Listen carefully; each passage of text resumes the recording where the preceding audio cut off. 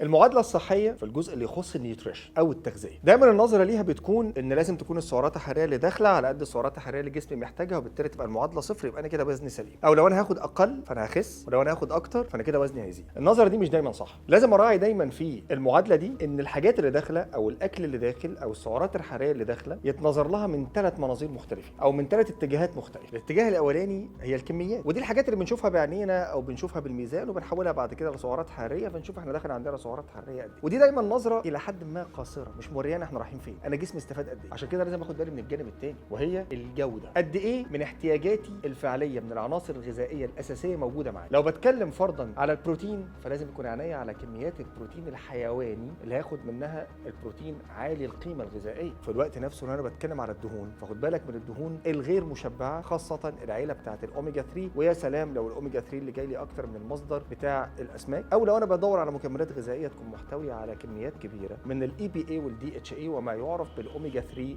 الفعال، وده هيكون ليه كلام لوحده بعدين. لو هتكلم على الكربوهيدرات او على النشويات، ابعد قدر الامكان عن السكريات البسيطه او السكريات اللي قد تبدو كيميائيا انها معقده ولكن بتتكسر بسرعه، وبالتالي ترفع لي مستوى الدم بسرعه، ما استفدش كتير وتضغط عندي على البنكرياس والانسولين. النقطه الثالثه ودي اكثر اهميه من الاثنين اللي فاتوا، باكل امتى؟ ناس كتير بتاخد كميات كبيره من اكلها بحكم طبعا طبيعه الشغل وبحكم الوقت وبحكم ظروف الحياه، يبقى فطر الصبح بدري وبعدين يفتكر الاكل لما يروح اخر النهار او لما يوصل بالليل، فياكل كل كميات الاكل دي فاكرها ان هي بتتحسب له على سعرات حراريه اليوم ده، ولكن هو اكل الاكل ده ودخل نام. لما دخل نام الجسم كان في اقل معدل حرق ممكن. يوم ورا يوم بالطريقه دي يبدا يترفع مستوى الكورتيزول في الدم، يبدا تزيد ما يعرف بمقاومه الانسولين، يبدا وزني يزيد وبالتالي ما استفدش، مع اني يقول لك والله يا دكتور انا ما باكلش، او ده هي وجبه واحده بس في اليوم. التوقيت عامل مهم جدا. دول الثلاث اتجاهات اللي لازم ابص لهم طول الوقت في نوع الاكل اللي باكله. يتبقى لي في الاخر حاجه في ايديا انا وهي الحركه بتاعتي ومعدلات الحرق اللي اتحكم فيها، وديت هنتكلم عليها لوحدها. افتكر دايما